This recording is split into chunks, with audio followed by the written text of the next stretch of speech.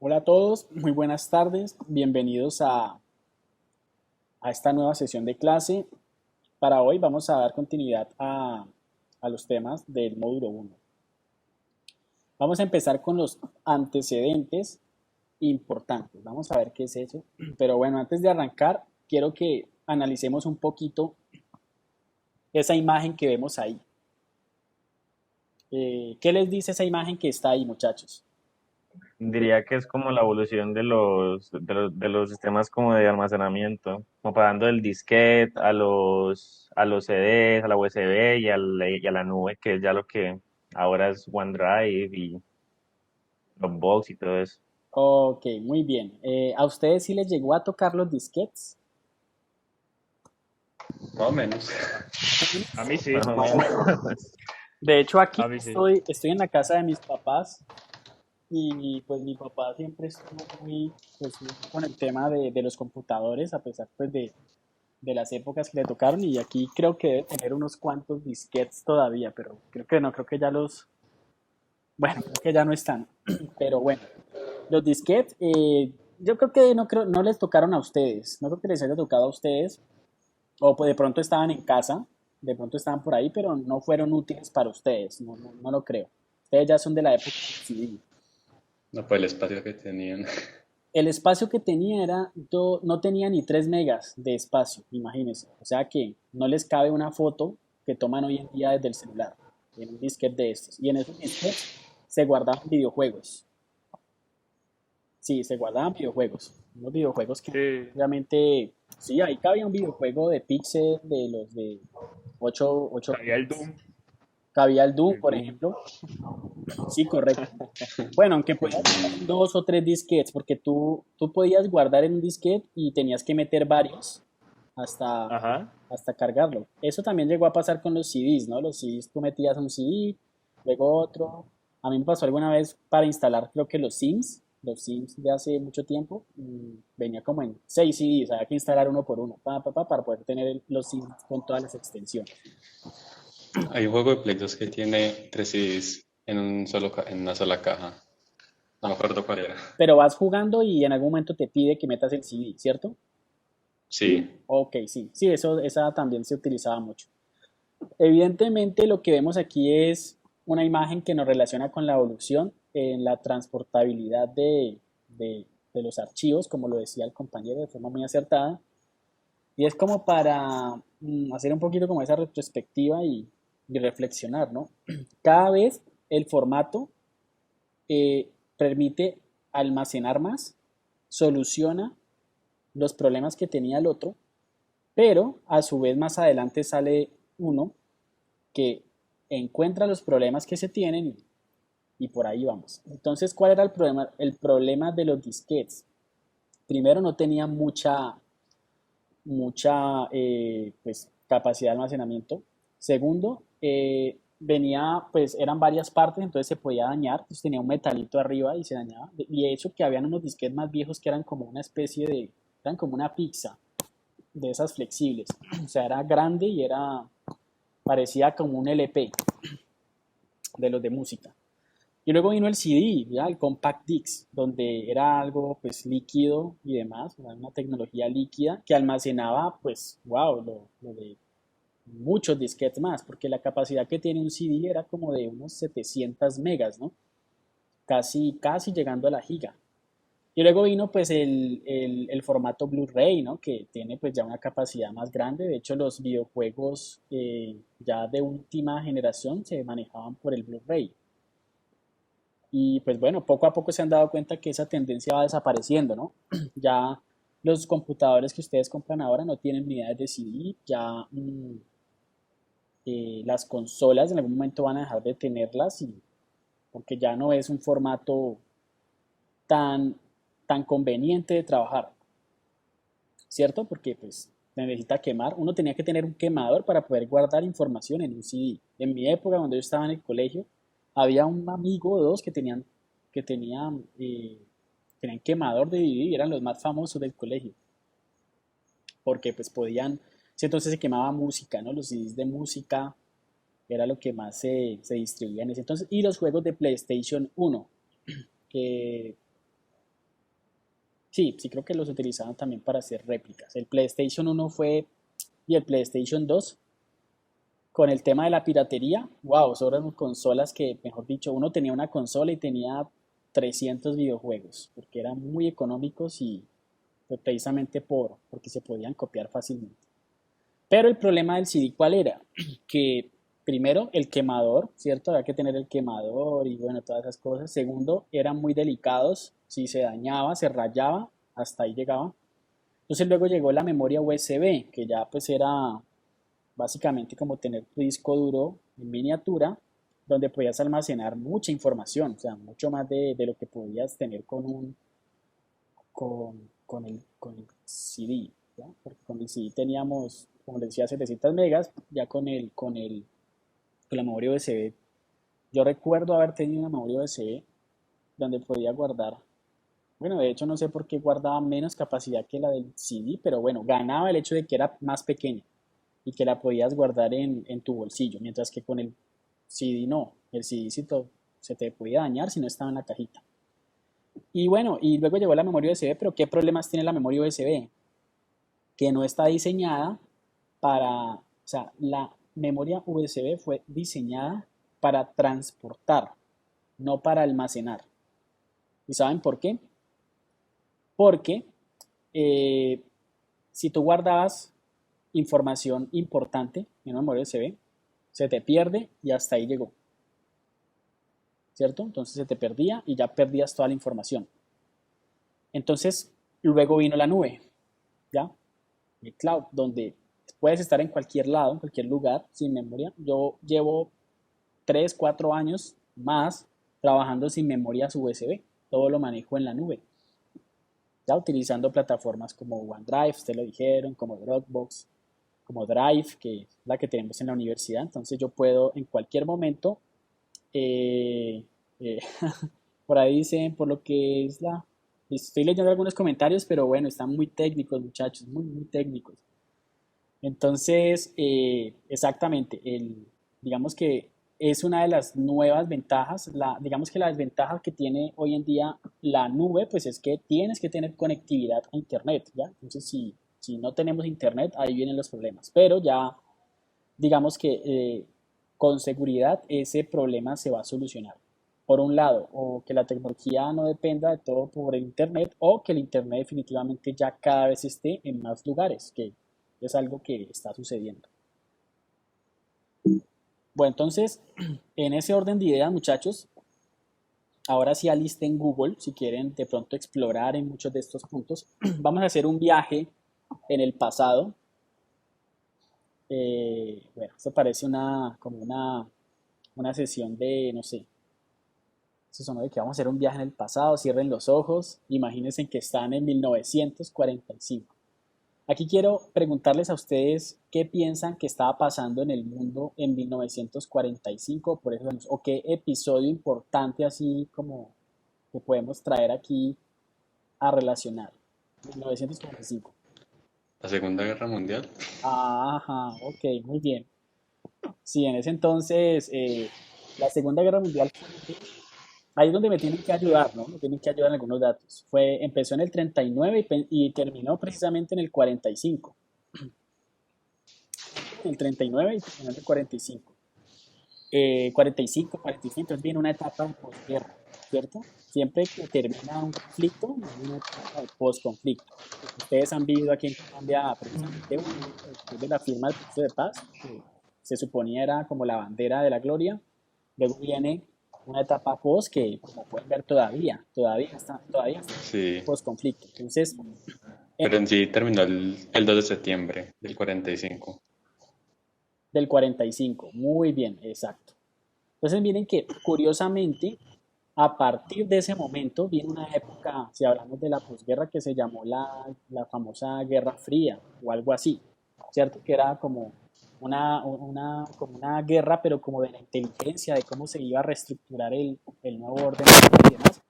Eso le salió muy favorecido a Estados Unidos, porque pues, Europa estaba en un proceso de recuperación, por así decirlo. Entonces comienzan a aparecer en Estados Unidos a partir de ese momento del 45 en adelante una cantidad de sucesos que llevaron a revolucionar lo que fue la era tecnológica. Y por eso, a finales del siglo XX, o sea, en los últimos 50 años del siglo XX se inventaron lo que no se habían inventado de ahí para atrás. En los 10 millones de años que podamos tener de historia y en los 3.000, 4.000 años que tenemos de historia documentada, de historia moderna, por así decirlo.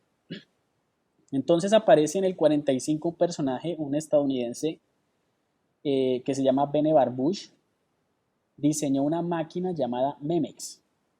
Memex era quería decir que Memory Extension, ¿ya? El hombre siempre se preocupó por poder tener una extensión de su mente. ¿Cómo lo logró durante muchos años? Mediante la escritura. Los libros son una extensión de la mente de las personas. Ustedes quieren conservar su mente por muchos años, escriban un libro, ¿cierto? Y pues se vuelve como una extensión. Entonces, él estaba inventando una máquina que quería que se volviera una extensión. Hoy en día nosotros podemos decir que el celular es una extensión de nosotros en todos los sentidos. Se comunica, nos programa, nos da alertas, nos relaciona, de todo. Entonces, Vannevar Bush diseñó una máquina Memex que permitía el registro, la consulta y la manipulación asociativa de ideas y eventos acumulados. Dato curioso, nunca fue construida y quiero que se queden con ese dato. Nunca fue construida y vamos a ver cómo es la máquina. Esta es la máquina Memex. Quiero que alguien me diga, analicémoslas unos 10 segunditos y me responden qué ven aquí, a qué se les parece.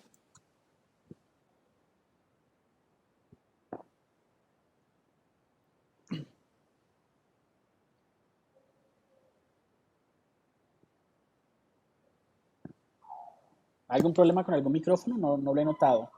Vengan a ver si alguien... Profe, pues yo podría creer que lo que hace es un teclado común y corriente, y a otro lado hay una pantalla que muestra posiblemente lo que uno le escribe en el teclado. Exacto. ¿Qué más ven ahí? Muy bien, muy bien. ¿Qué más ven? Un pescado. Ah, bueno, sí, ok. Un pescado. ¿Qué más?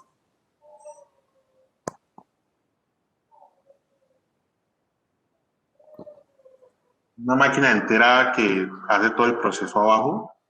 Una máquina, sí, exacto. Ahí se alcanza. Uy, perdonen un segundito que estos perritos de acá se alborotaron.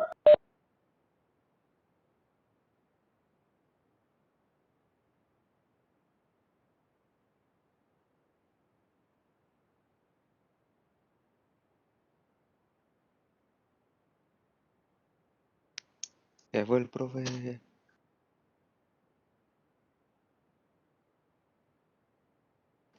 Los encerro en la jaula.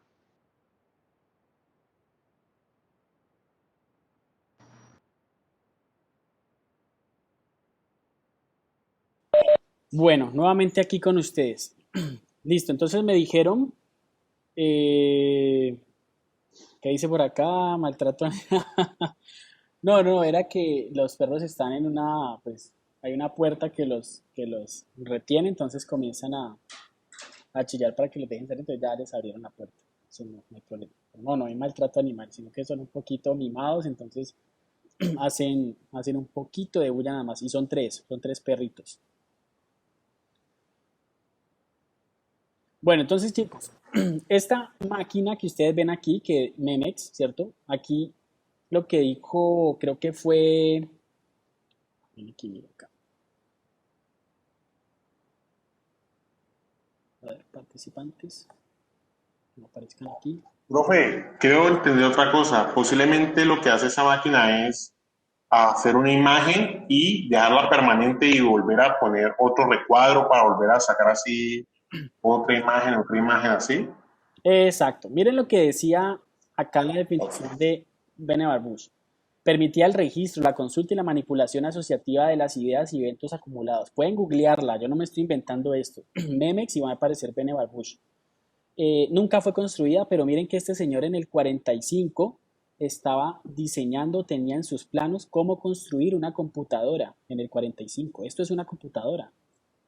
Tú lo dijiste ahora, Julián, dijiste, se ve como un teclado, obviamente pues no se ve con la estética del teclado, pero efectivamente es un periférico que me permite a mí comunicarme con una máquina o sistema donde yo hago una consulta y me arroja incluso una imagen codificada y un texto codificado. Y miren que en toda la mitad se encuentra todo un mecanismo ahí, pues que iba a ser funcional o no, pues nunca se pudo porque no era el momento apropiado para que las personas concibieran esta idea. O sea, era un momento en el que no, pues existían las máquinas de escribir, pero no existía.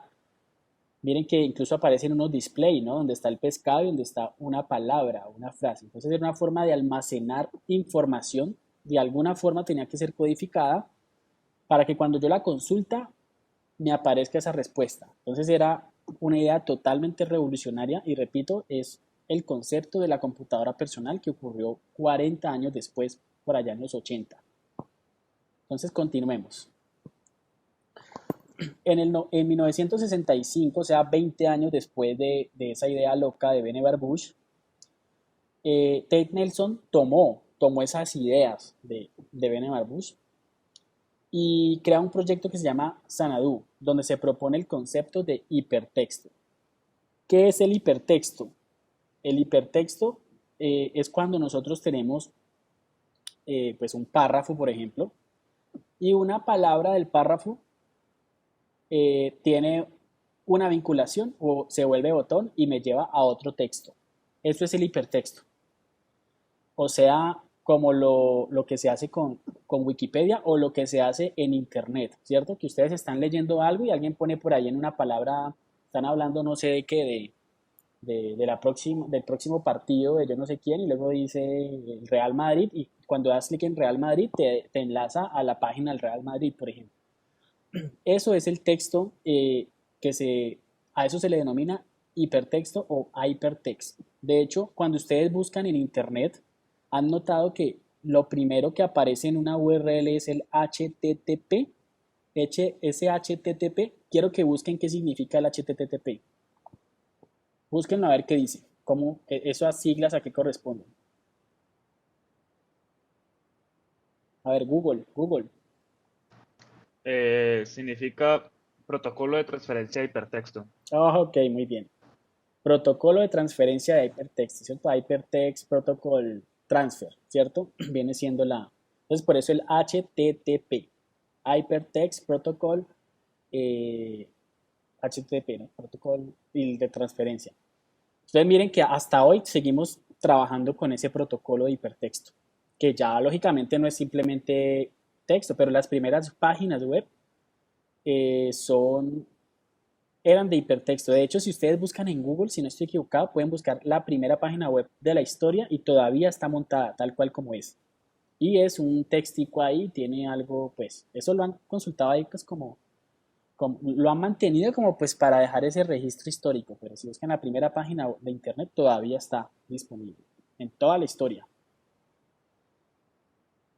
Bueno, entonces, Ted Nelson ¿qué es lo interesante de muchas de estas personas que estamos nombrando? Que en su mayoría todavía están vigentes, todavía están, bueno, algunos han muerto en esta última década, curiosamente, pero a diferencia de cuando uno analiza otros registros históricos, no hay forma, pues, o sea, ya estamos hablando del 45 para atrás, ya nadie está vivo, casi, ¿no? Pues, bueno, perdón, estoy exagerando, pero del 900 para abajo ya casi nadie está vivo, entonces todas las historias ya, pues, no tienen vigente a unos pensadores. Ted Nelson todavía escribe libros, por aquí Douglas Ejdenberg también todavía le bota corriente al tema de la informática, o sea que es interesante que busquen esos autores. Bueno, después del 65 viene el 68. Douglas Ejdenberg, también en Estados Unidos, propone en la descripción de NLS un online system, o sea, un sistema online. Un sistema en donde no se procesan datos como números, sino ideas como texto estructurado y gráficos. Bueno, aquí hay dos cosas. El sistema en línea, miren que justamente en el 69 aparece el proyecto ARPANET. Ese es el génesis de lo que es hoy Internet. ¿Ya? O sea que desde el 68 ya Douglas Ejdenberg venía como pensando en un sistema en línea, pero este señor es importantísimo para lo que se vino después, porque pensaban que, bueno, Ted Nelson pensaba en hipertexto. Si ustedes veían una calculadora o los primeros, o lo que eran como las primeras maquinarias que se manejaban, digamos, en esas épocas, eran textos codificados, o sea, era todo totalmente de texto, pero no se refería a gráficos. Entonces, ¿qué pasa con Douglas Ellenberg?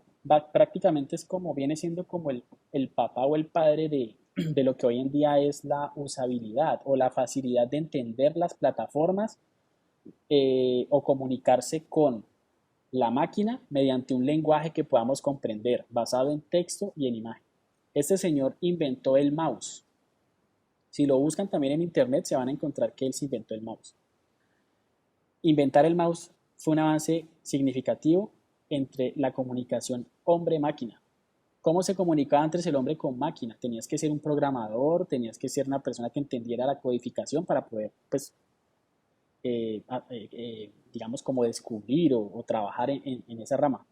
Pero cuando ya se presenta unas fotografías que me dicen, esto está representando un pescado, esto está representando un animal y no una cantidad de código binario ahí que no se entiende, ya es otro paso. Y más cuando se diseña un mouse que va a permitir que con los movimientos que tú hagas con las manos te estás comunicando con esa máquina. O sea que ya era de alguna forma los inicios a lo que luego se iba a convertir en los software, los computadores personales y por supuesto también la era del internet. Entonces en el 69 está ARPANET, pero eso no era internet todavía, eso era simplemente como una especie de intranet que se comunicaba entre varios equipos, por así decirlo, y no más, pero no era algo pues totalmente lo que es hoy la internet.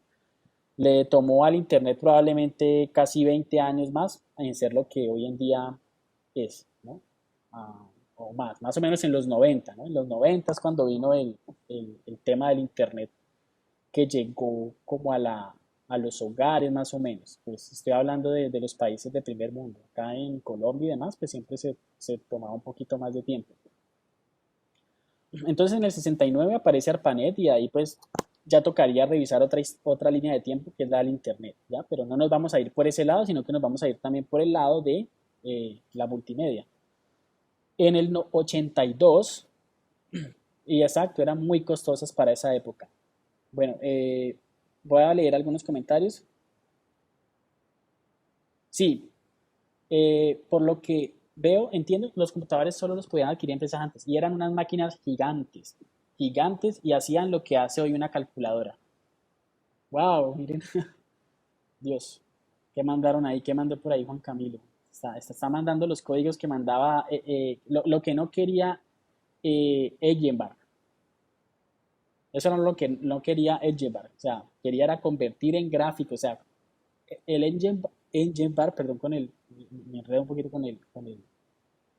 con el apellido, le hubiera mandado un guiño donde se entienda bien cómo es. Bueno, en el 82, muchachos, se fundó la empresa Autodesk y Adobe System. Autodesk es una empresa grandísima, líder en la industria del diseño asistido por computador. Son pioneros en esa rama. Y Adobe System fue creado en el mismo año. Curiosamente se crearon ambas empresas. ¿Ya? Son las que hoy nos proveen Illustrator, Photoshop, las que nos proveen AutoCAD, las que nos proveen 3D Max, SolidWorks, la que nos provee, bueno, una cantidad de software que estoy seguro que ustedes han tenido la oportunidad de conocer. Y ya, bueno, hicimos un salto, los años 70 nos los saltamos, ¿cierto? Entendámoslos como que fue una época en la que, bueno, se comenzó a crecer la necesidad de crear nuevos sistemas de comunicación, ¿ya? Basados en esas nuevas ideas que nos estaban dando principalmente estos tres personajes que ya les mencioné. Y en el 84 aparece la Apple Computer, lanzó la Macintosh.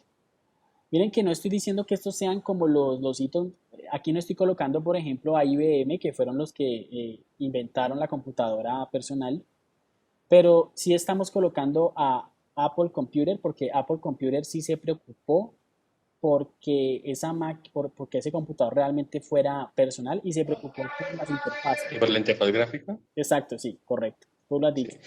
Sí.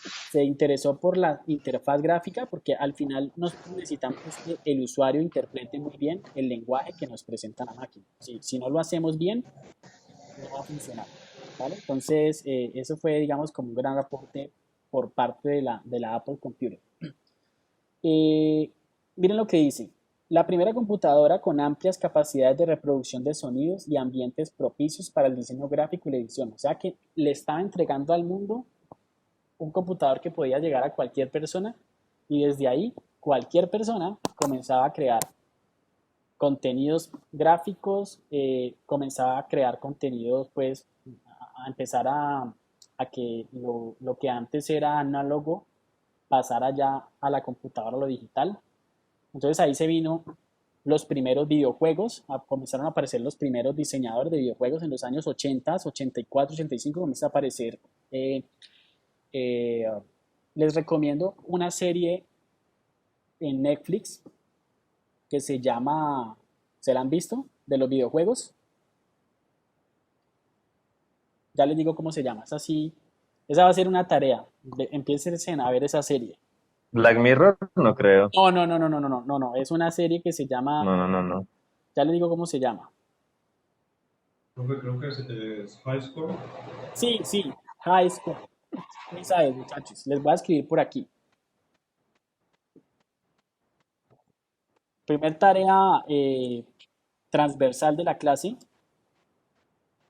Digo transversal porque pues no es una tarea como tal, simplemente, o sea, es necesario que se la vean a quienes les guste, pues que les guste ese tema. High Score la van a buscar en Netflix, se lo tienen, entonces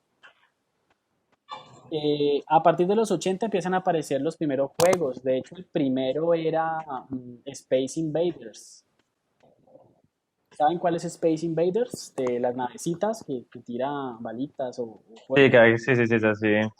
El de matar a todos los aliens Y era como todo vertical. correcto, ese es Space Invaders. Y de hecho creo que, bueno, ese era como el más sofisticado de la época porque primero fue uno como una especie de tenis, donde era una pelotica que iba, bueno, pasando.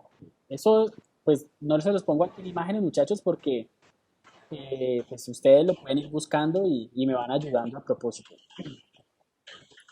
O si no, no, ustedes saben cómo acceder a contenido sin pagar. Yo creo que sí. Eso no me vengan con cuentos.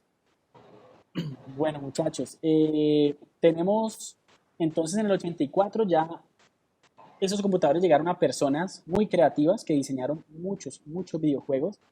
Aparece Mario Bros, comienza a aparecer Nintendo, bueno, comienza a aparecer una cantidad se empieza a crear la industria, pero sobre todo se comienza a, lo que antes era físico, comienza a pasar a lo digital. Entonces, por ejemplo, las bibliotecas comienzan a tener una migración y ahora van a ver cuando pues, hay una diapositiva donde hablamos de las primeras enciclopedias multimedia que salieron. O sea, que no necesitabas salir de tu casa, sino desde un CD, tú consultabas una cantidad de información.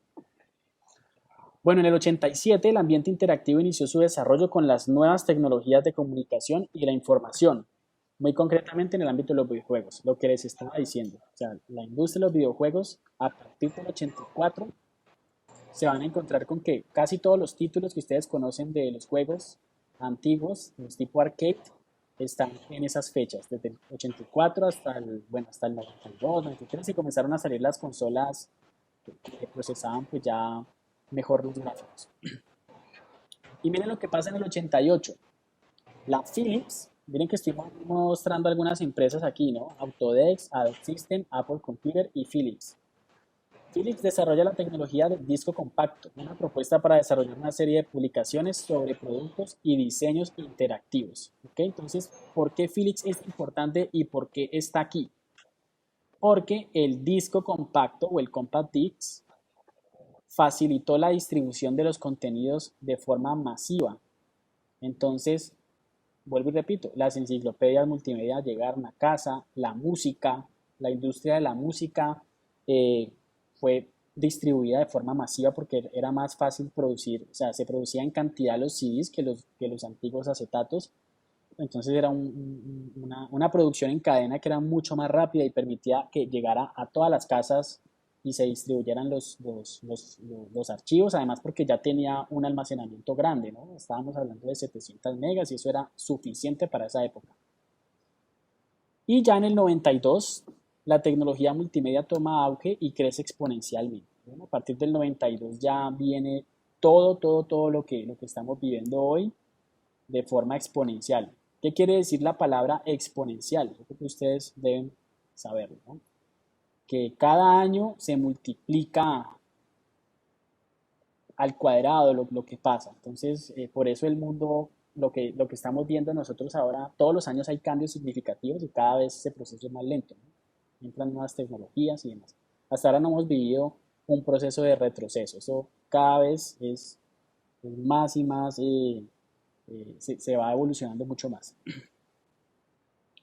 Bueno, por ahí abajo aparece una anotación que dice la tecnología multimedia tiene su antecedente más remoto en dos vertientes. El invento del transistor con los desarrollos electrónicos que propició y los ejercicios eficientes de la comunicación que buscaba eliminar el ruido y asegurar la recepción del mensaje y su correcta percepción. Lo que pasa es que en la comunicación, muchachos, siempre se ha preocupado, pues cuando la comunicación es remota, cuando estamos persona a persona, tú hablas y el otro pues te escucha claro, ¿cierto? Pero cuando la comunicación es remota empiezan a aparecer una serie de interferencias, ¿no? Papeles ahí que juegan, que es en los ambientes, bueno, temas tecnológicos, la conectividad. Entonces, la búsqueda de que esa señal cada vez sea más nítida es la que ha propiciado que todo evolucione. Y por eso hoy desde o sea, ustedes me ven aquí en cámara, en tiempo real, eso antes era algo imposible que se pudiera transmitir video tan rápido a través de forma remota. El teléfono pues dominó durante muchos años esa parte, ¿no? Pero la videoconferencia como tal, pues existe hace muchos años, pero no era así como ahora, era pues digamos que la capacidad de transmisión era limitada y asimismo pues la cantidad de píxeles que se transmitían por segundo. Bueno muchachos, ¿cómo vamos hasta aquí? Sé que están vivos porque ahí están muy participativos. Mar, ¿qué está pasando por acá? Piratas, no apoyemos a la piratería, siempre hay alternativas. Bueno, ¿cómo vamos muchachos? Hasta aquí.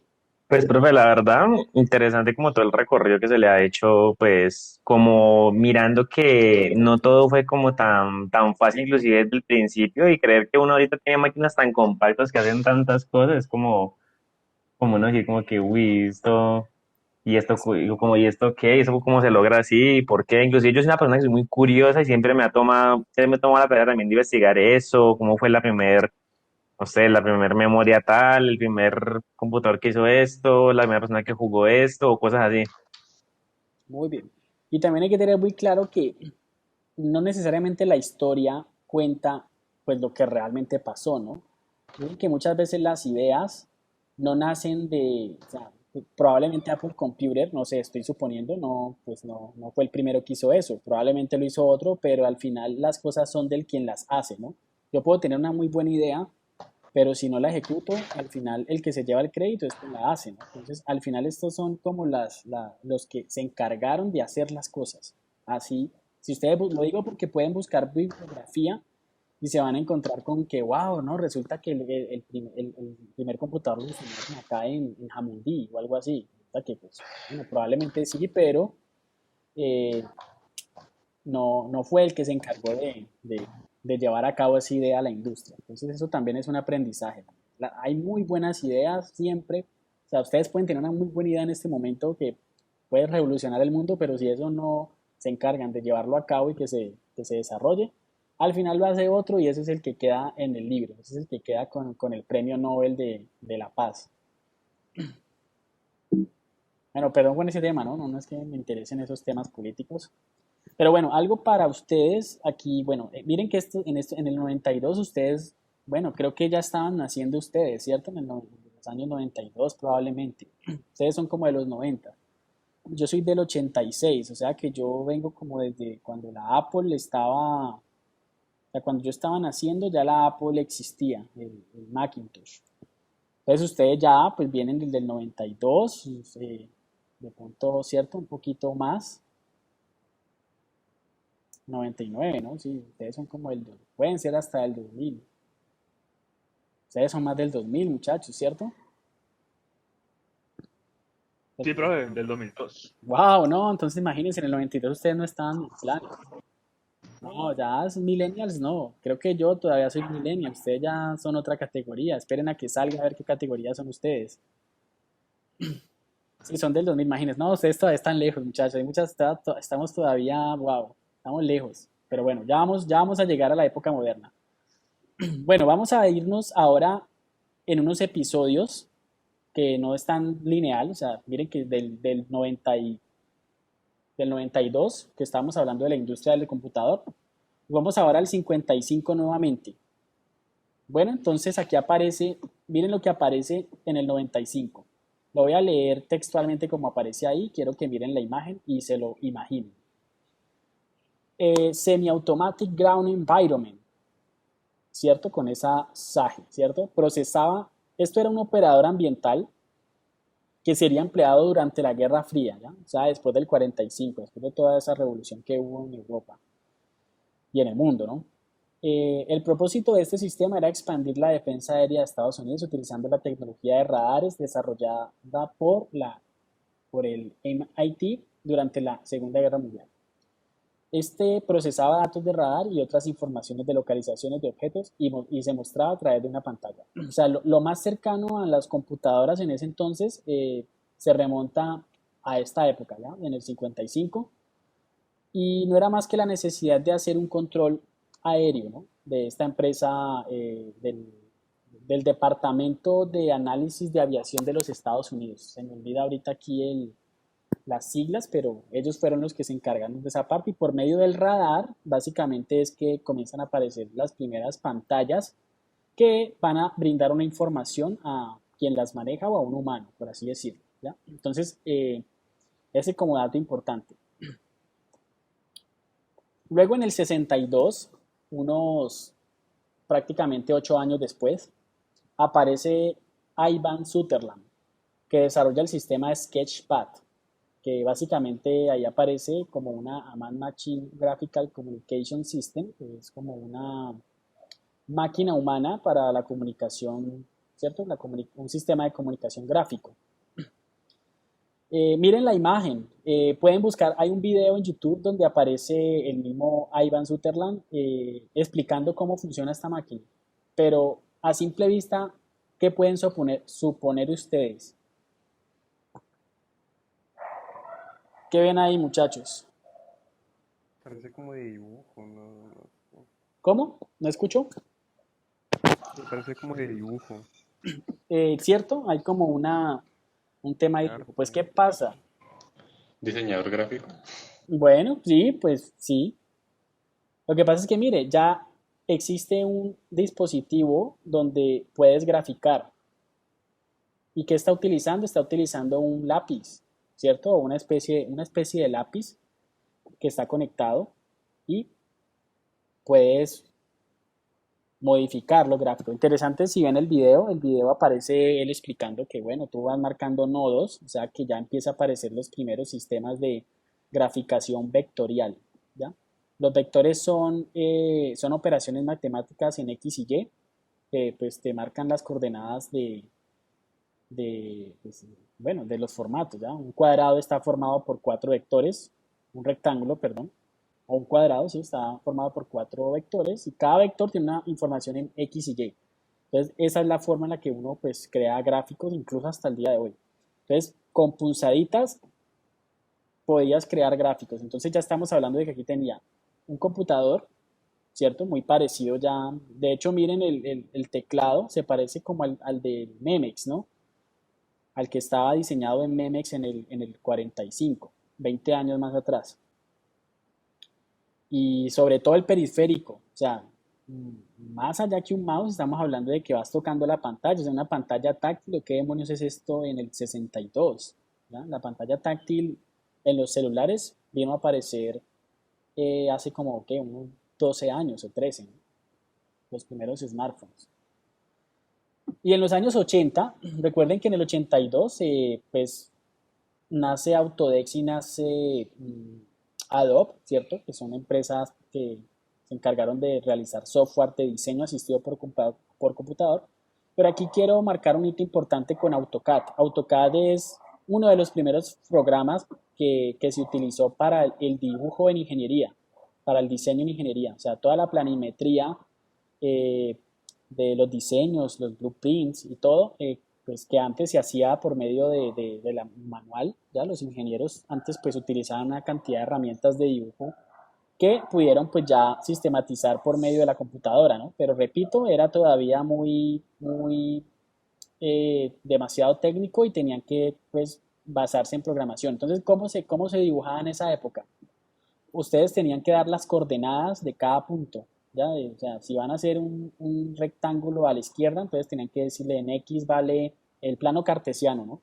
En X vale más 7 y en Y vale más 7 también y así vas construyendo el dibujo. Era una forma, o sea, el que lo hacía en ese entonces era como estar programando código así, bastante código, pues era XY y una cantidad de listas de coordenadas y al final eso sacaba el proceso de impresión, que es cuando se transforma. La impresión no es pues, la que sale simplemente la impresora, sino que la impresión se le llama el proceso de codificación hasta llegar pues al resultado. Entonces ese resultado ya era un gráfico como este. Entonces eso lo vamos a ver ahora cuando estemos empezando con Illustrator, que creamos unos noditos, así como lo hacía él en el 62. Entonces en el 80 aparece AutoCAD. Miren que el computador es un IBM, porque hasta el 84 fue que apareció la Macintosh, ¿no? La Macintosh fue la que llegó y de alguna forma pues, barrió en ese momento con IBM porque pues hicieron un marketing además bastante grande. ¿Ya? Hay un comercial muy reconocido, está en YouTube, de cuando Macintosh lanzó precisamente el computador en el 84 y es un comercial además que tiene una cantidad de información. O sea, es interesante, es chévere que lo vean, sino que pues no vamos a entrar en más detalles. Y bueno, quiero que analicemos esto ahora, a quienes hayan usado Photoshop en algún momento. Miren el Photoshop del 88, cuando yo tenía 2 años y ustedes pues no iban a nacer sino hasta 2 años después. Parece Paint. Parece Paint, ok. Miren que ahí está la manzanita de la Macintosh. Eso ya era el programa diseñado esto esto no era Adobe, esto era otra empresa. Esto era otra empresa porque Adobe luego fue comprando los programas. No, no sé, o no sé si este siempre fue, bueno, eso no lo sé y pues bueno, no es tan importante. Pero ¿qué es lo importante aquí? Que analicemos la interfaz.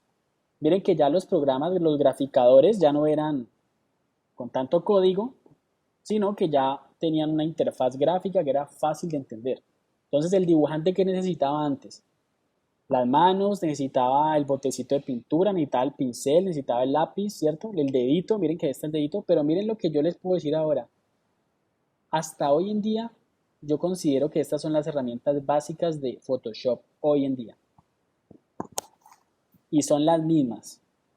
E incluso, sí, son las mismas. O sea, ya van a encontrar, obviamente que tienen muchas más, o sea, tienen una cantidad de herramientas, pero estas herramientas hoy en día todavía están en Photoshop. Todas las que están ahí. El lacito, la manito, bueno, el cuadrito que es de mover, el, el borrador, entonces, y incluso el color, donde se aplica el color. Miren el cuadrito, este cuadrito que está aquí, este cuadrito negro, es donde se aplica el color. Hoy en día en Photoshop y en Illustrator y en casi todos los programas de esa suite. Y bueno, pues ni hablar de la interfaz, ¿no? A modo de ventanas, que pues ahí esa clásica confrontación que tuvo Macintosh con Windows, ¿no? Que siempre pues a disputa de que Windows les copió y pues sí, evidentemente fue una copia y la sacaron primero, ¿no? Con Windows. Una copia en la cara, o sea, en la cara, pero bueno, al final pues la competencia leal es mala, pero pues al final la competencia no es tan mala para los usuarios, porque la competencia hace que cada vez las empresas se esfuercen más en mejorar y cada vez presentarle mejores productos a los usuarios.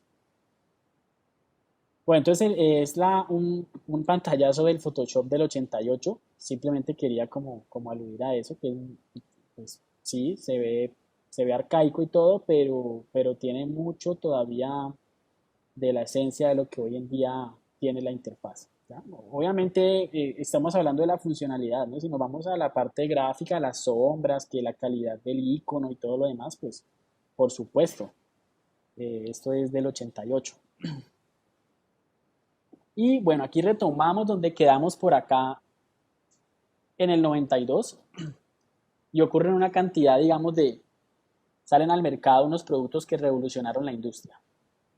Entonces, en el 93 sale la primera enciclopedia digital. Eso fue publicado por Microsoft Corporation, desde el 93 hasta el 2009. O sea que si está en el 2009, quiere decir que a ustedes, cuando estaban bebecitos o pequeños, probablemente les llegó a tocar la Encarta. Pregunto, ¿les tocó la Encarta o no? Sí, profe. Sí, a esa sí. Sí, profe. Sí, que se acuerdan de la Mi Encarta. primera Encarta, Mi primera los Encarta. jueguitos que había, los jueguitos. Sí, yo solo la usaba para jugar porque ni para hacer tareas. Que si no aprendía.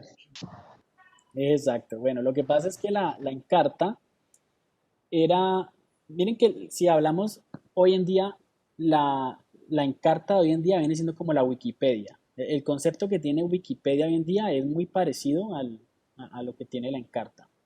Porque era así, hipertexto, tenía imágenes, incluso miren, ustedes dicen que las últimas versiones tenían juegos, tenían versiones, de hecho hay una versión para niños, sí, sí la recuerdo. Y ese era el internet que tenían las personas en ese entonces. O sea, cuando no existía el internet, usted tenía la Encarta y ahí tenía una enciclopedia. Ahí buscaban las tareas y ya. O sea, cuando los niños en el colegio presentaban la tarea, presentaban la misma información. Y eso no es muy raro, ¿no? Hoy en día pasa similar. Uno pone una tarea, investiguen tal cosa y todos aparecen con la misma información. Se van con con las primeras 3 páginas que aparecen en Google. Pero bueno, eso no va a cabo ahora, pero bueno, simplemente para que entiendan, la primera enciclopedia digital fue lanzada por Microsoft, fue lanzada en CD, ya pues está en los computadores en los hogares y fue muy útil, reemplazó las bibliotecas, la gran biblioteca, aquí ya estoy detrás de una gran biblioteca, ustedes pueden ver, esto es grandísimo, para allá, para allá, para allá, pues porque, pues bueno, mi papá es una persona que, no sé, era como su pasión. Entonces, las grandes bibliotecas ya se iban a pequeños formatos y ahora pues ya yo por ejemplo en mi apartamento no tengo muchas bibliotecas, ¿no? O sea, pues, de hecho no tengo muchos libros, todo está digital, la verdad.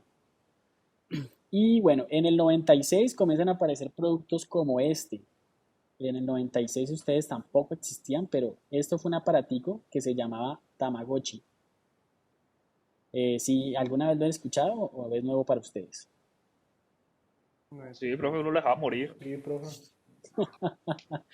No lo dejaba No, morir. La idea era no dejarlo morir, ¿no? Era que viviera, alimentarlo. Y bueno, y por detrás tenía un botoncito para revivir. ¿Ya?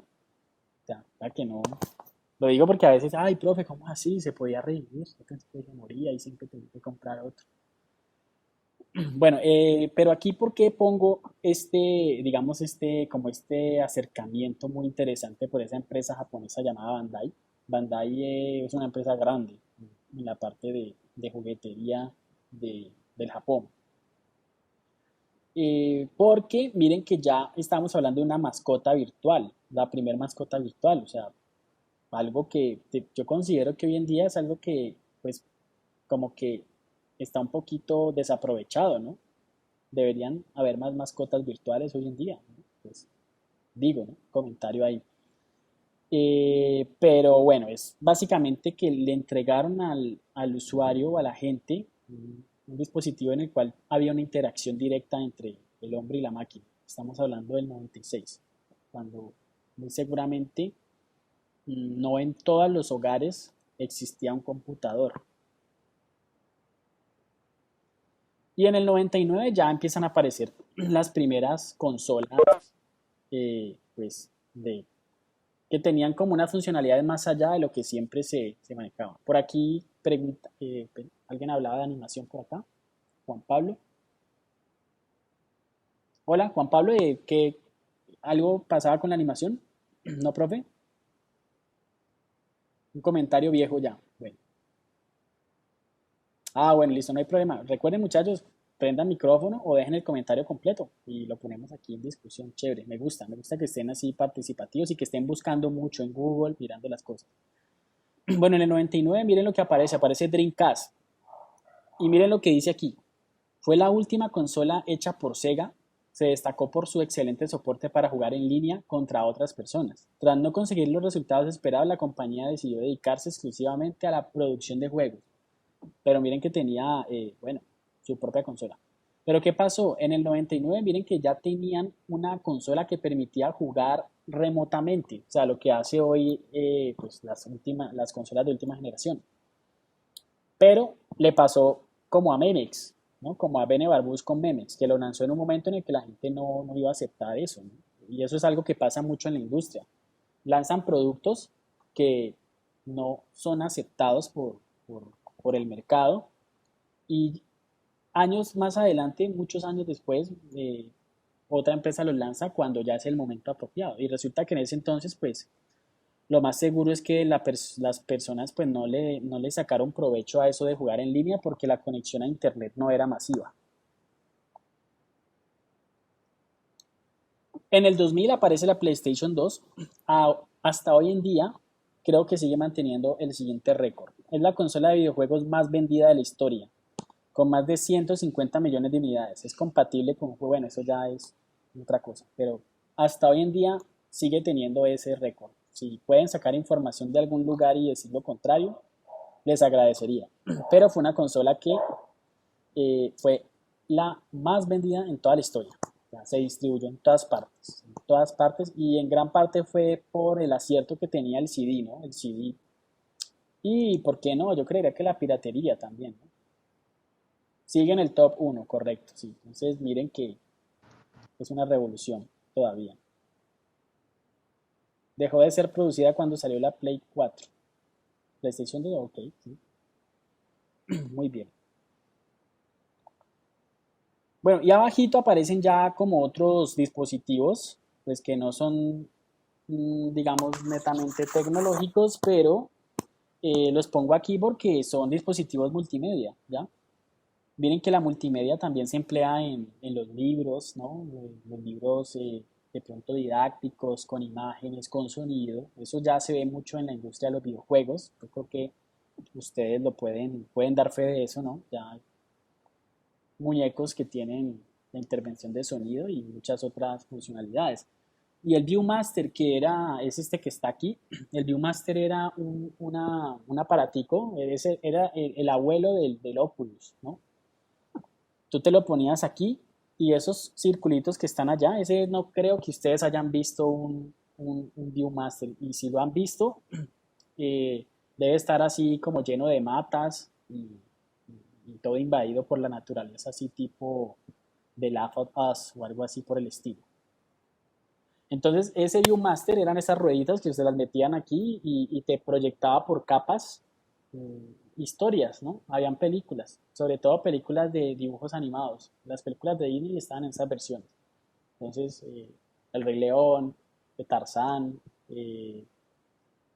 bueno, las películas, grandes producciones que hacía Disney en ese momento. Entonces, claro, venían producidas por capas y lo veías en 3D. Era como un efecto de 3D interesante por el tema de las layers, ¿no?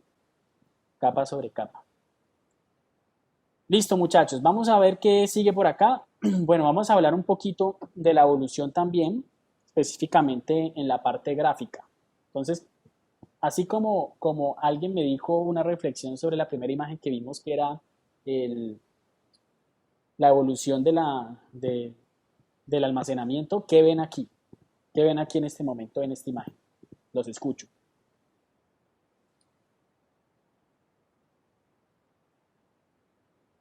Hola. Evolución de los gráficos, ¿no? La evolución de los polígonos. Evolución de los O gráficos, polígono. evolución de los polígonos, correcto. Chévere, chévere. Chévere, chévere. Las feministas. Los feministas, bueno, pues diríamos que yo qué le puedo atribuir a Lara Croft, que efectivamente fue la primer personaje mujer que fue famosa, ¿no? Pues no sé si está equivocado. Inclusive creo que fue uno de los según yo he mirado, creo que fue uno de los primeros juegos que tenían estos gráficos tan avanzados. Sí, sí, correcto. Y sí, Y, y sigue siendo un total éxito porque pues este juego pues tiene mucha historia. Es un juego que inclusive a uno le encanta jugarlo así sea que vea puros triángulos cuadrados pues es que esté súper mal renderizado como ya es hoy en día, aún así es un juegazo.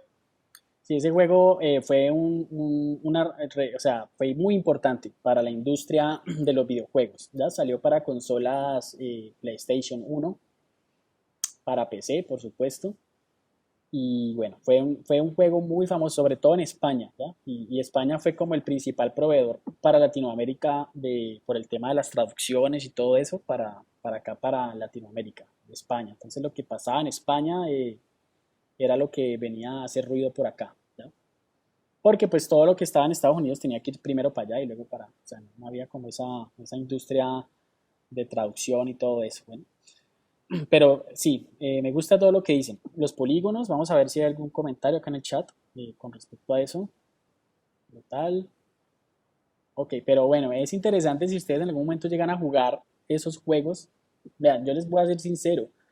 Cuando yo jugaba Metal Gear Solid, que es con el que vamos a analizar ahora, cuando yo jugaba Metal Gear Solid, el que salió para Play 1, yo veía eso como si fuera, o sea, 4K y, y nada, yo veía a Lara Croft como si fuera de verdad, pero realmente miren lo que era, es la primerita que está ahí en lista, o sea, tiene muy bajo polígono, o sea, muy poca cantidad de líneas gráficas, pues muy baja calidad en textura, ¿cierto?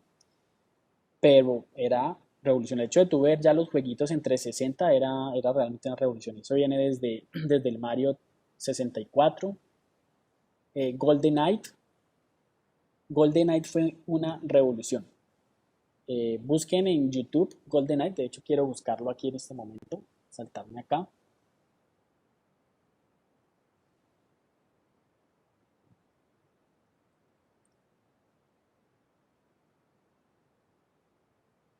Golden Knight era el juego de 007, ¿no? Que eso era para Nintendo 64. Golden Knight Gameplay. Yo tengo un emulador. Emulador Yo de... tengo un emulador, profe, que es el Pro 64. Y El emulador de Nintendo, que es el Pro 64, y tengo un montón de juegos, y inclusive está ese que me lo pasé y me lo pasé, aunque ni siquiera controlar eso, porque eso era puro computador. Ok, sí, uno lo ve y son puros cuadrados ahí, pero eso era... ¿qué le pasa a esto? Bueno, sería chévere que lo buscaran. Aquí está, GoldenEye 64 gameplay. Un poquito lento esto. Aquí está. Pero miren que se ve bueno, o sea, si lo pongo aquí, de seguro pues se va a ver interesante porque pues fue uno de los más famosos de, de FPS, ¿no? Los juegos FPS. Entonces, de ahí viene lo que ustedes ven ahora, ¿no? Call of Duty, Battlefield, toda esa serie de juegos, ¿no? What do you want to do with your one wild and precious life?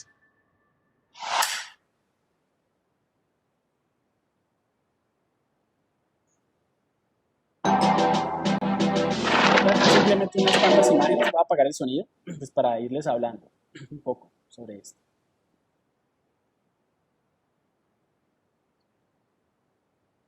Entonces miren pues bueno, el contexto del 3D y ahí está, miren. Este juego en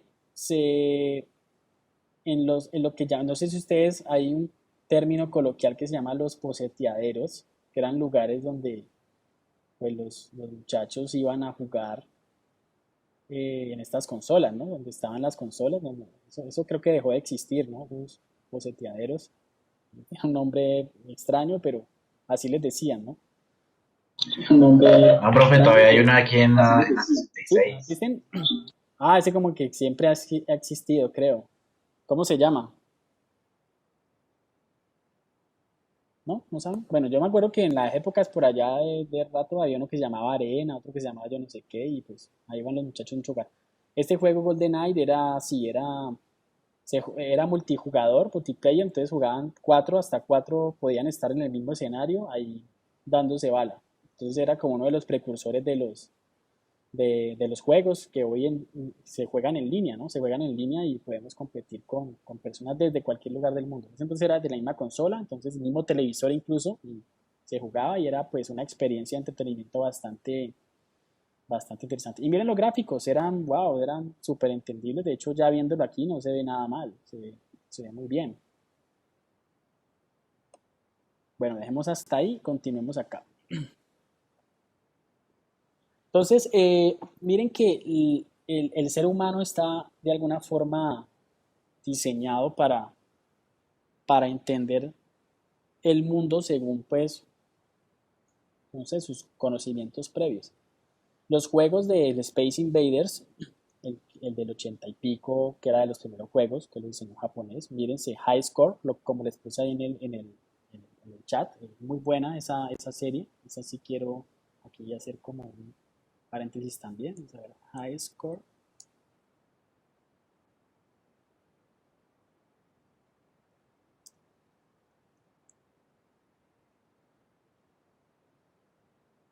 Es esta, ¿no? High Score, el mundo de los videojuegos, ¿cómo se llama? Entonces ahí ustedes pueden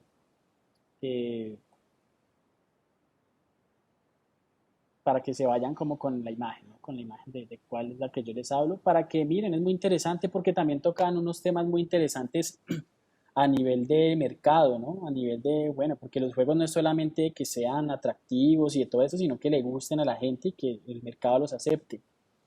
Y a eso me refiero porque aquí les doy como un dato que me pareció muy curioso de la serie, y es que decían que cuando las maquinitas, cuando diseñaron las maquinitas, ellos pues diseñaban los juegos para las máquinas, ¿no? Para esas maquinitas que ustedes ven, yo creo, en películas, porque eso tampoco ya existe, ¿no? A no ser de que estén en un lugar retro o algo así. Que eran las maquinitas esas de la palanquita y los botoncitos.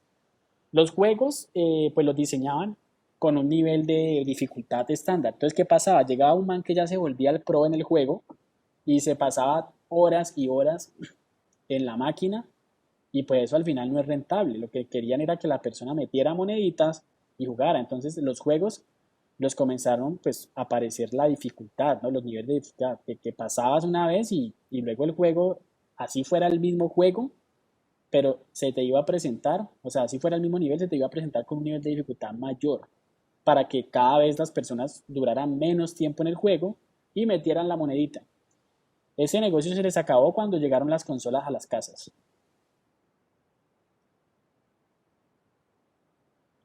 Bueno, entonces analicemos aquí un poquito la evolución.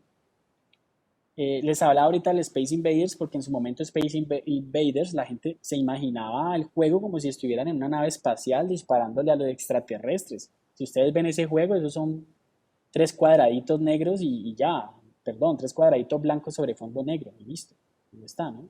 Entonces es el imaginario, es lo que pasa en la cabeza del gamer, ¿ya? Eso es lo más importante, o sea, lo que está pasando en la cabeza del gamer es la experiencia que realmente hace que un juego sea exitoso. Y pueden ser 2 pepitas, pero si él se está imaginando que esas 2 pepitas son, no sé, si está metido en el cuento, ahí está el éxito. Entonces miren el 87, miren los años 80, aparece Metal Gear. Solid Snake, a Rookie Foxhound, bueno, ahí está contando un poquito el contexto de Solid Snake. Y miren lo que era una imagen de 8 bits, ¿cierto? Miren que tiene 3 colores, ¿cierto? 3 colores, alcanzo a definir 3, 4 colores, tiene ahí. Y está marcado por el píxel, ¿no? Puros píxeles, porque los computadores, pues eso era lo que definían. Podían ejecutar solo píxel, no existía la ejecución vectorial, ya eran píxeles. En el 90, pues aparece Metal Gear 2, aparece aquí en el 97 específicamente, un juego de plataforma, y pues ya tenía un poco más de color, ¿no? Miren cómo los píxeles cambian, ¿no? Miren ya cómo la fotografía que tenemos aquí pues aparentemente esta fotografía era inspirada en Mel Gibson y aquí pues ya comienzan a aparecer mucho más píxeles o más información de color, ¿ya? Que empezaba a volverse un gráfico de, que nos daba más información. Y en el 98, pues ya este que están viendo, este es el de PlayStation, el que yo jugaba, que yo decía que lo veía como si fuera excelente. Y pues miren que chiquitico se ve bien, pero si uno le da zoom, pues se pixela, no va a tener detalles como los ojos, porque el modelo en ese entonces no podía tener la cantidad de polígonos para, pues no se hubiera podido ejecutar en esa consola en ese momento. Era lo que se tenía. Entonces siempre se tiene que diseñar con respecto a la capacidad que tenga la computadora, porque además que en el proceso de construcción los modeladores sí hacían unas figuras de alto polígono. Y por eso en los videojuegos ustedes encuentran de esa época las cinemáticas. Bueno, les digo primero qué son las cinemáticas. Las cinemáticas son las historias o esos, sí, como esas historias que se nos muestran cuando estamos en el videojuego, ¿no? Como las partes de las historias. No sé si conozcan otro término, pero ese es el término técnico más acertado, ¿no? Las cinemáticas que representan la historia tenían una calidad y el videojuego tenía otra. O sea, que habían dos universos, construían un entorno de alto polígono y un entorno de bajo polígono, que era el que iba a ir, pues, por supuesto, a la consola y al tiempo real, ¿no? Al VR, a la realidad virtual. Metal Gear Solid fue famoso por eso precisamente, y por eso lo estoy colocando aquí en coalición, porque fue uno de los primeros juegos que involucró la cinemática dentro de su experiencia de juego. Los demás eran simplemente lineales, arrancabas y de una estabas ahí ya en el escenario dando bala, buscando enemigos y de todo. Pero este juego tú te podías pasar 30 minutos viendo una película. Entonces comenzó a llegar esa narrativa cinematográfica a los videojuegos. Ven, aquí voy a encender un poquito las luces.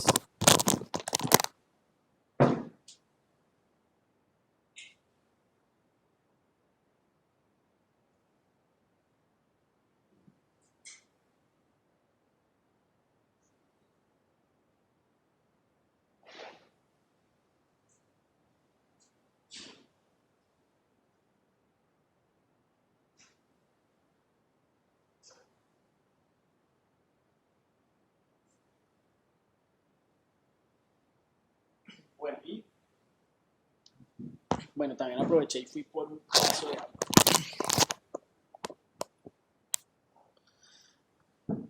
Bueno, no vayan a pensar que todas las clases son así, ¿no? No son así botando corriente y yo hablando todo el tiempo. Solamente ahora, pues, para que nos contextualicemos, pero la próxima semana, muchachos, ya vamos a empezar temas prácticos, entonces ahí sí, las recomendaciones que les hice al comienzo. Bueno, en el 2001 ya pues vemos Metal Gear Solid 2, ya era para la consola PlayStation 2. Del PlayStation 1 al PlayStation 2 hubo un cambio bastante significativo en la parte gráfica. Los juegos se notaba la diferencia, o sea, era bastante marcada. De hecho, yo diría que bueno, del 1 al 2, gran cambio, del 2 al 3 también. Pero miren que del 3 al 4, sinceramente, pues hubo, por supuesto, un gran cambio en términos de consola, pero no tanto, ¿ya? Los videojuegos de PlayStation 3 todavía aguantan bastante con el nivel de gráficos, ¿ya? De hecho, hubo casi como una meseta ahí en términos de calidad, pero bueno. O sea, lo que quiero decir es que algunos juegos de PlayStation 3 se veían igual en el Play 4. Aquí un poco más de la evolución, pues ni hablar de lo que le pasa al personaje, ¿no? Miren que con el tiempo va sufriendo cambios significativos. Quién sabe en qué termine. Este juego a mí me encantaba, pero yo me quedé como o sea, quise pasármelo siempre lineal y me quedé en el 3. Y he querido, si algún día, no sé, cuando tenga un poco de tiempo, quiero arrancar desde el primero y pasármelos todos por fin. Así me pasó alguna vez con un Pues, libro. profe, la verdad, Dime. no se pierde casi de nada. Bueno, pues yo creo que de pronto del 3 para... Hasta el, porque el uno y el Por 2 ejemplo, es espectacular. el 5 es muy bueno, es que hay dos 5 y yo no tenía ni idea que eso existía, que es el Ground Zeroes y el Phantom Pain. Y esos son como los únicos que lo salvan y son muy buenos. Por ejemplo, el 4 y hay otro que se me olvidó cómo se llama, pero no es con Snake, sino que es con, no sé si es Snake, pero es con un man ahí con unas espadas, unas cosas raras, y es muy raro. No, no es Snake. No, lo que pasa es que ya, miren cómo va evolucionando el tema de la narrativa también. O sea, los videojuegos tienen una narrativa, tienen una evolución gráfica, como pueden ver, pero también esa narrativa comienza a tener unos cambios significativos. Aquí ya me hablan de que salió un juego de un espadachín por ahí. ¿Quién es ese? No es más que un personaje que hace parte del universo de Metal Gear. Y a eso se le llama las narrativas transmedia. ¿Ya? Cuando un universo comienza a explorarse como en mayor detalle. Entonces, un ejemplo. Eh, no, pues ahí está claro el ejemplo. El ejemplo es cuando ustedes ven una historia y unos personajes y por ahí luego sale un videojuego o una serie, hablemos también de a nivel del cine, o sale una serie relacionada con una etapa de esa historia de alguna película original. Entonces, cuando, cuando piensen en transmedia o escuchen ese término, siempre asocienlo con historias como la de Star Wars, por ejemplo. Es como el claro ejemplo de cómo se hace transmedia, de cómo se extienden. O sea, Star Wars tiene videojuegos, tiene series, tiene dibujos animados, ¿ya? Ahora están pues la serie de Mandalorian, está, bueno, toda la saga. Y bueno, una cantidad y en videojuegos se han diseñado una cantidad de historias desde muchas perspectivas. Entonces, ahí comienza pues a tener también una evolución grande con la necesidad cada vez de entregarle a las personas más y más entretenimiento. Bueno, entonces aquí viene la evolución, Metal Gear 3, Metal Gear 2008, Metal Gear 4, 2014, Metal Gear Solid 5 y pues los que han salido probablemente que ustedes mencionan. Vamos a ver qué ha pasado por acá en el chat. Snake Ester es un juegazo, no sé, no lo conozco. Interesa buscarlo. Zelda, claro, Zelda pues es un juego clásico también, digamos que entra en esta misma categoría, porque es un juego que viene desde los 80 también.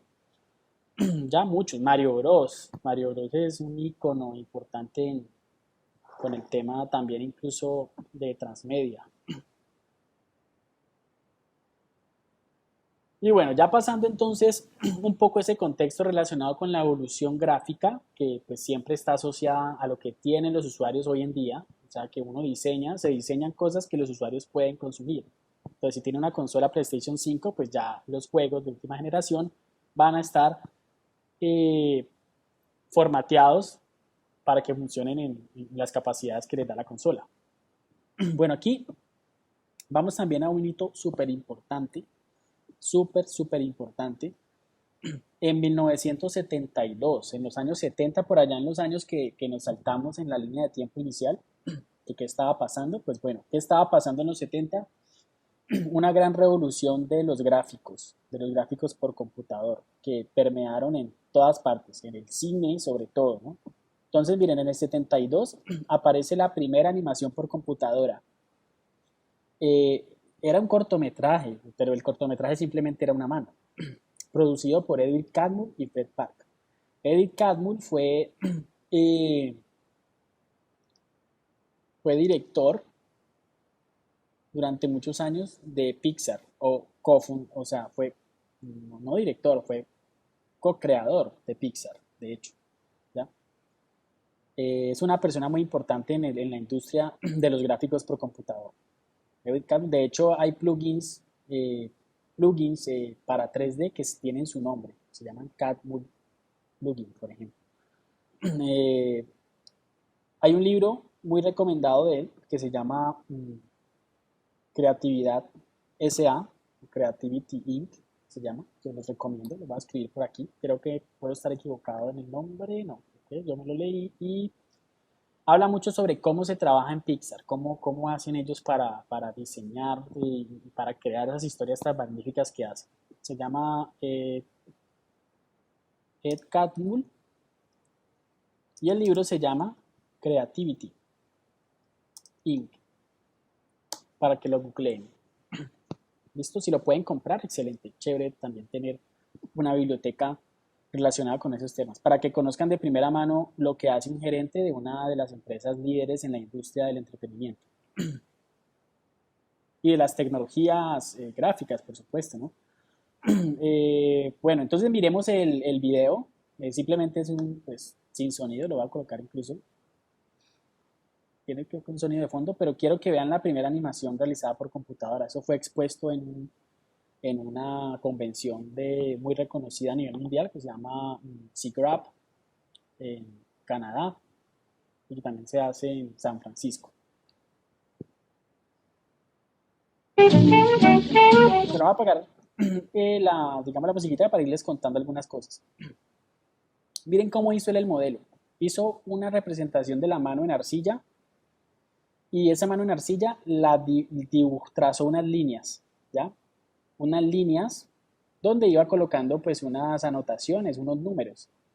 Y luego esos números los transportó a un programa, supongamos como un AutoCAD. Recuerden que eran coordenadas en X y Y, ¿no? Pues aquí ya le tocaba coordenadas en X y Y y también en Z, que es el eje que nos permite la profundidad. Entonces, con esos tres ejes es que armamos el formato tridimensional. Entonces él comenzaba a hacer como una especie de escáner 3D, pero manual. ¿Ya? Eso fue lo que hizo. Ahí está explicando. Y miren lo que hizo. Hizo la primera animación porque se movían los polígonos. Se transportaban de un lugar a otro y miren lo que están viendo ahí.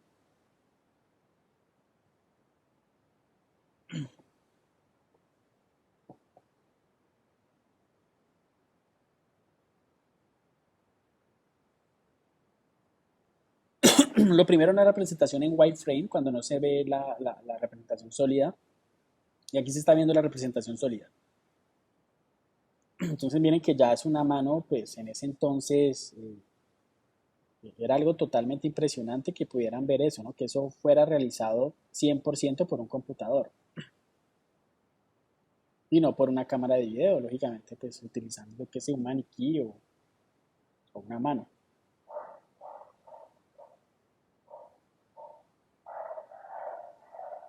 Bueno, ahí ya pueden, cuando les comparta el documento, pueden explorarlo más a fondo.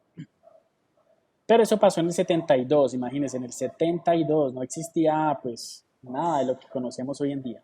Entonces, como punto clave, y pues bueno, aquí ya entremos más en la nueva era, ¿no? En la nueva era, que ya no es tan nueva. Miren que en el 2002, estamos hablando ya de 20 años, ¿cierto? 29 años.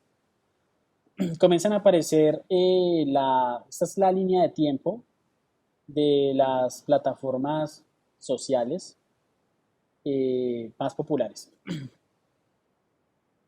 LinkedIn en 2002, Facebook en 2004. Ahí ustedes pueden asociar en qué año nacieron, si son del 2000, del 2001, del 2002. Entonces, YouTube existe desde 2005, fue una gran revolución YouTube, porque ese sistema del video streaming pues, hoy en día todo es video streaming, o sea, Netflix, bueno, el internet, todo lo que vemos. Ver un video antes en internet era imposible, o sea, como lo vemos ahora en YouTube.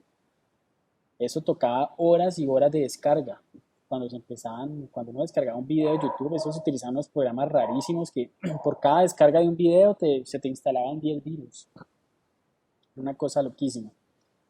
Entonces aquí podemos, para que nos contextualicemos un poco en esa realidad que tenemos hoy, ¿no? De todas esas plataformas, miren que son nuevas y detrás de esas plataformas pues está también una industria, ¿no? Unas empresas, todas son empresas que son empresas basadas en plataformas y en aplicaciones que han tenido un crecimiento exponencial.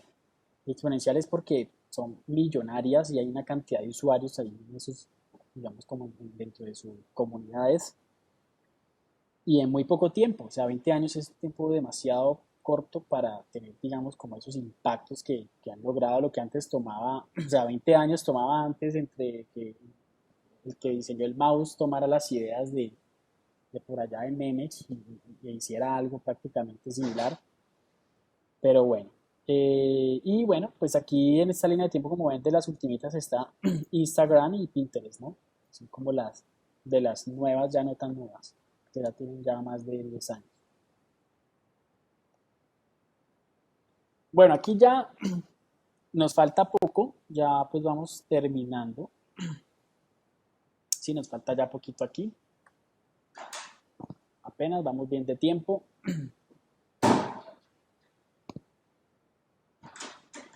Bueno, en este punto vamos a hacer ya un corte bastante drástico. Vamos a hablar un poquito ya de lo que compete a la multimedia. Ya vimos un recorrido histórico, ya pues analizamos desde la perspectiva de la evolución de la multimedia, la evolución de los videojuegos, la evolución incluso hasta de, hablamos hasta del internet. Todo lo que pasó, ¿no? Todo lo que pasó en los últimos años. Pero aquí quiero que ya empecemos como a adentrarnos a los conceptos que vamos a empezar a manejar de aquí en adelante. Entonces, primero, quiero pues mencionarles que esta es una tipo de clasificación multimedia con la cual nosotros podemos entender cualquier tipo de producto. O sea, si ustedes analizan cualquier producto hoy en día, desde el videojuego, desde la aplicación, desde, bueno, cualquier sistema que se pueda considerar multimedia, teniendo en cuenta que la multimedia es todo, según la definición de la multimedia, es la combinación de dos o más medios. ¿Qué son dos medios? Por ejemplo, el texto y la imagen, el sonido de la imagen, el texto y el sonido. Entonces, mire que una multimedia, según esa definición, una multimedia es un periódico, ya es una multimedia, un periódico impreso. ¿Ya? La multimedia no es solamente lo digital, no es solamente pues, todo lo tecnológico y demás, no, también. Si nos vamos a la definición que se hizo pues, desde que el término se acuñó, es la combinación de dos medios. Entonces esos dos medios se pueden pluralizar dependiendo de la clasificación que tengan. Entonces hablamos de tres tipos de multimedia, ¿ya? Tres tipos de productos. El primero es la multimedia lineal, que es cuando el contenido avanza en forma progresiva de principio a fin y el usuario no tiene control del mismo. ¿Qué se les ocurre con esa definición? ¿Qué piensan que puede ser una multimedia lineal? El usuario no... El jueguito que le sale a uno cuando queda sin internet. Bueno, ahí ya fuiste un poco más allá. Bueno, si quedamos sin internet hoy en día, quedamos... ¿Una película? Correcto, una película. Sí, una película, libro también. Aunque hay interactivas también, ¿no? Pero las comunes. Sí, pero si tú estás, por ejemplo, en un cine, pues no, o sea, es que no hay que combinar la interactividad que tú supongas que ves en lo que estás pasando, pero es que no tienes el control sobre lo que estás viendo. O sea, no hay ningún nivel de participación en ese contenido. O sea, cuando te sientas en el cine, tú no puedes pausar, ¿cierto? Tú no puedes pausar el cine. Entonces, a eso me refiero, ¿no? Una multimedia lineal es cuando el contenido avanza de principio a fin y el usuario no tiene control del mismo. O sea, que tiene también una estructura, pues, como lo dice la definición, lineal, ¿no? O sea, no hay forma de que yo navegue entre el final y navegue por otras partes, como pasa en el ejemplo que dices de la película interactiva. ¿Se acuerdan? La clase pasada hablábamos de que el proyecto final de esta clase era un video interactivo. Entonces, ese video interactivo, en cierta forma, era interactivo porque controlábamos lo que iba a pasar en la historia, ¿ya? Entonces a ustedes les tocaba grabar varias escenas y dependiendo de la decisión que tomara el espectador o el usuario, pues así mismo se le iban presentando, ¿ya? En algún momento igual vamos a analizar esos casos con ejemplos para que los tengan ahí presentes. Y tenemos otra clasificación, la clasificación de la multimedia interactiva. Entonces, vamos a ver qué es lo interactivo. Así de sencillo, cuando el usuario puede realizar determinadas acciones sobre los contenidos, como hacer clic en algunos elementos que le permitan controlar el avance. O sea que cuando ustedes, esa película que estaban en el cine, que era lineal, se la ven en sus casas, en Netflix, ya es una multimedia interactiva. Se convirtió en multimedia interactiva porque ustedes pueden pausar y la pueden ver cuando quieran. ¿Ya?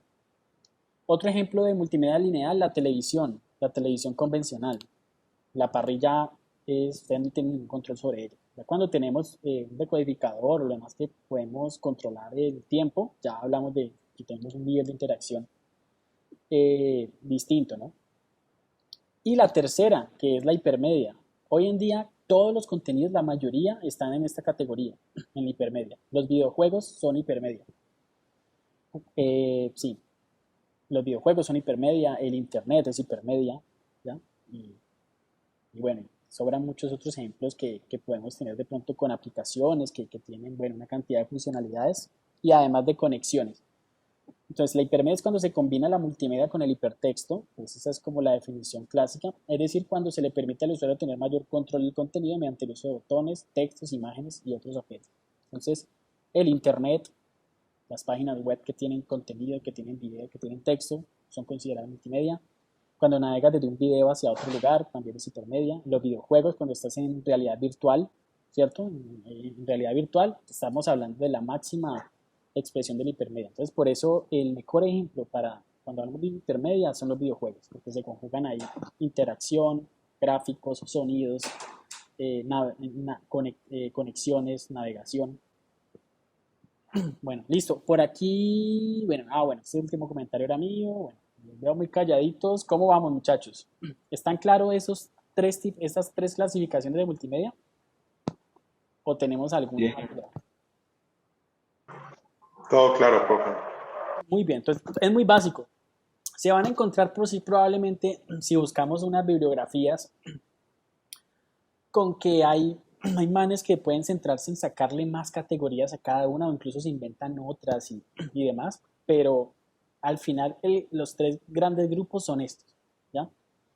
Algunos ya hablan de transmedia también, que piensan que es otro nivel de clasificación y pues realmente no, porque la transmedia está más asociada hacia los contenidos, a cómo se desarrollan los contenidos como tal. O sea, cuando un contenido tú lo quieres distribuir en distintas plataformas. Entonces eso al final es más como algo de forma y no de contenido como tal. Y bueno, aquí como para dejar claro algunos aspectos que es necesario empezar a dominar. Probablemente ustedes de forma natural ya lo hagan. O sea, ustedes ya saben que cuando hablamos de 4K estamos hablando de una resolución, ¿cierto? Cuando hablamos de HD estamos hablando de una resolución. Cuando hablamos de Full HD hablamos de una resolución, ¿cierto? Que es lo que aparece en los televisores, lo que aparece en las pantallas y demás. Entonces esto es simplemente un gráfico también como para reflexionar. Pues miren como la evolución también que ha tenido la pantalla del tamaño inicial del DB hasta el HD, que es el 720 por 1280, el 1080 y el 4K. Cuando ustedes ven, hay algo que hay que tener en cuenta y es que estas resoluciones regularmente siempre se identifican así, o sea, con el valor correspondiente a la medida más, esperen a ver si no me confundo, a la medida más pequeña, o sea, a la altura. Entonces, cuando ustedes ven el 720, estamos hablando de 720 por 1280. Cuando ven el 1080, que es el formato Full HD, estamos viendo 1080 por 1920 y así sucesivamente. Miren el 2K, el 4K y ahora pues el Ultra HD, ¿no? El Ultra HD que también pues hace parte de esas dimensiones. Sería bueno, ¿alguien me puede colaborar buscando ahí el Ultra HD? ¿Qué resolución tiene? Que ahorita me confundí si está por encima del 4K o está igual. Ultra HD. ¿No es el 440p? ¿Cuánto? Creo que se va después de 2K, 1440p. O sea, que van antes del 4K. ¿Y qué más hay? Vamos a ver qué más ha salido. Pues la última de 8K, ¿no? Ha salido 8K, ¿no? Listo, entonces ya hablamos del 8K. ¿Qué resolución tiene el 8K? Ayúdenme, porfa. ¿Qué les aparece en 8K?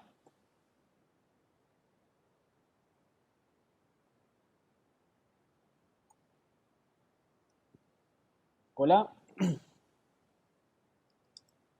¿Qué resolución les aparece? Esa es 3840 por 2160.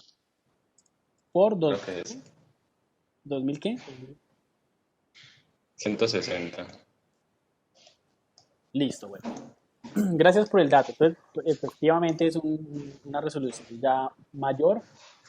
Y bueno, vamos a ver qué más pasa a futuro con esta resolución. Entonces, tenerlo en cuenta, muchachos, que existen distintos tipos de resoluciones y que siempre hay que tenerlas en cuenta dependiendo del formato al cual va dirigido, ¿no? No quiere decir que todo lo tengamos que trabajar en 4K, pues para estar a la vanguardia, ¿no? Todavía las pantallas de los celulares, pues, aguantan todavía unos tamaños, digamos, más pequeños y también una distribución distinta, ¿no? El video ya pues ha tomado mucha fuerza el video de carácter vertical debido pues a que las personas pasan más tiempo con los celulares que con los computadores y con los televisores. Entonces vamos a ver qué pasa a futuro. Y bueno, creo que por aquí ya vamos terminando. Creo que nos queda una diapositiva, voy a validar. Sí, nos queda una, entonces botémosle un poquito de corriente a esto. Uy, perdón, mira cómo estoy de pila. No. Sí, creo que aguanto. Bueno, voy a conectar un momentico el computador. Les pido ahí un minutico.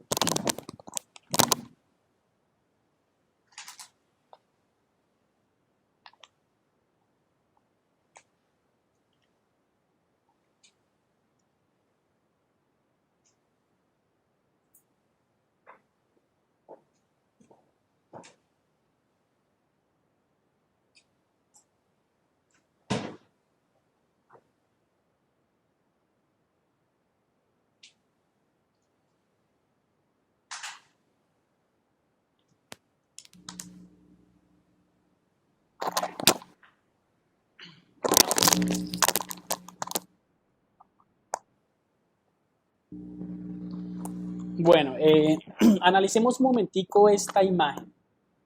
Analicémosla, entendámosla.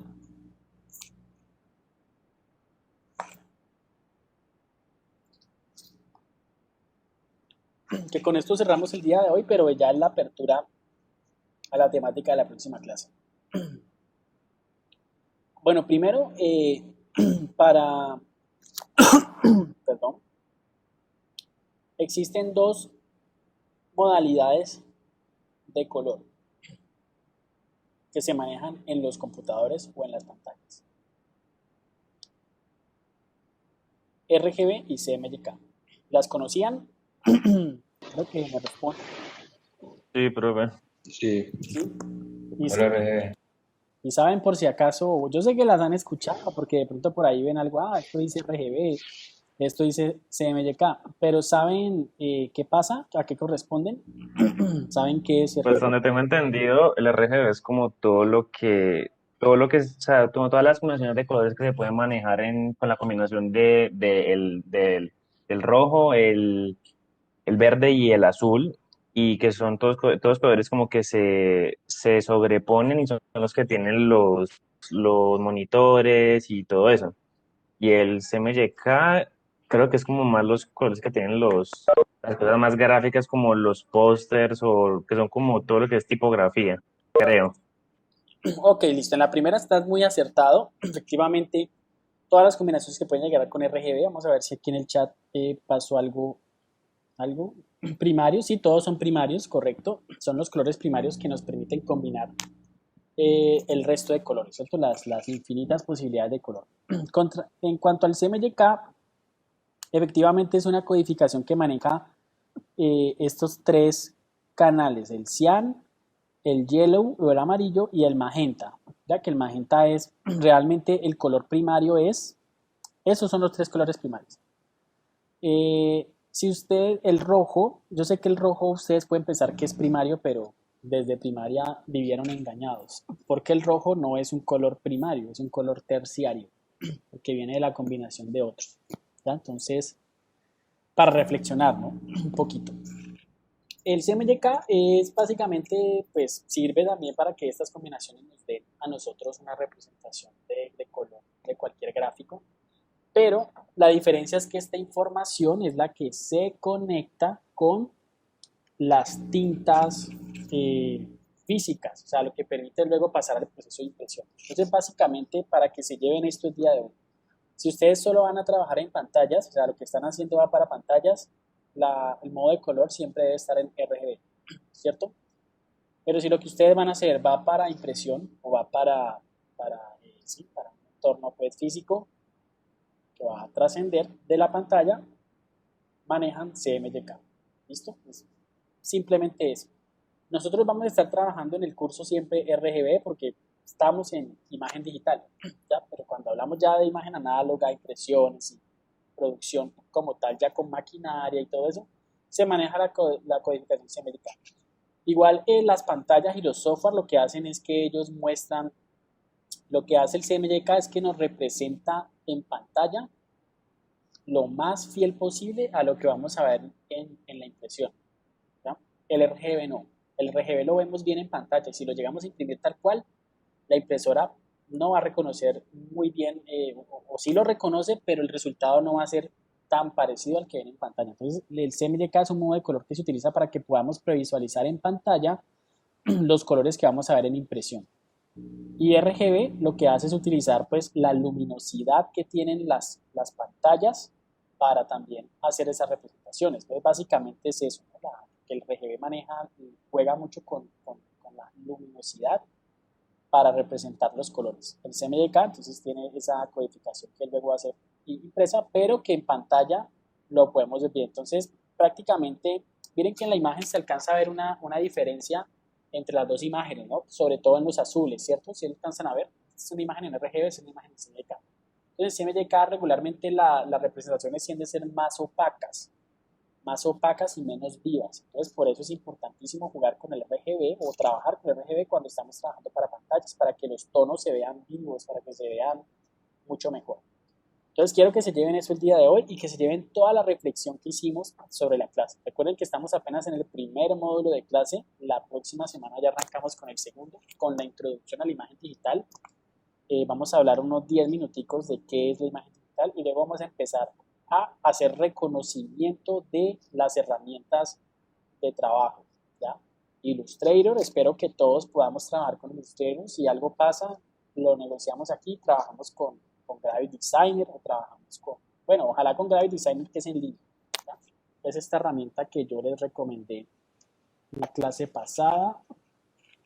La buscan aquí como Gravity Designer por si quieren empezar como a cacharrarle un poquito. Esta es la página de designer.gravity.io. Se las voy a compartir también por el chat. ¿Para qué se me hizo el chat? Aquí está. Chat.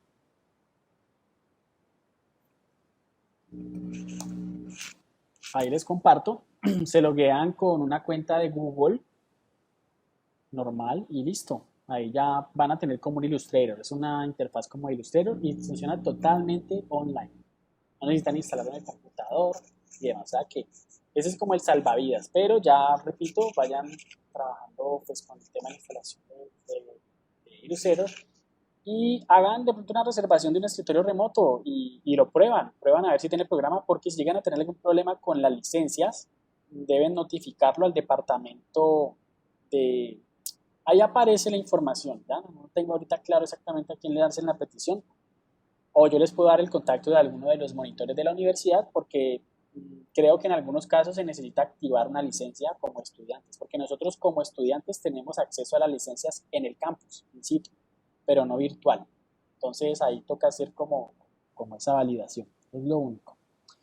Y bueno, muchachos, pues eso ha sido todo por hoy. Tanto hoy como la clase pasada doy por validada la asistencia de todos. Sé que aquí estamos los 20 y bueno, fue un gusto estar con ustedes el día de hoy. Estas son las clases teóricas y que recuerden que son el 20% y el 80% es práctico. Entonces la invitación es a que la próxima semana, con todas las energías, vamos a empezar ya con los módulos prácticos y preparados pues para todas las actividades que se nos vienen por delante. Que estén muy bien, muchachos, que pasen una feliz noche. Espero que esté bien. Muchas gracias, profe. Profe, muchas gracias. Muchas gracias.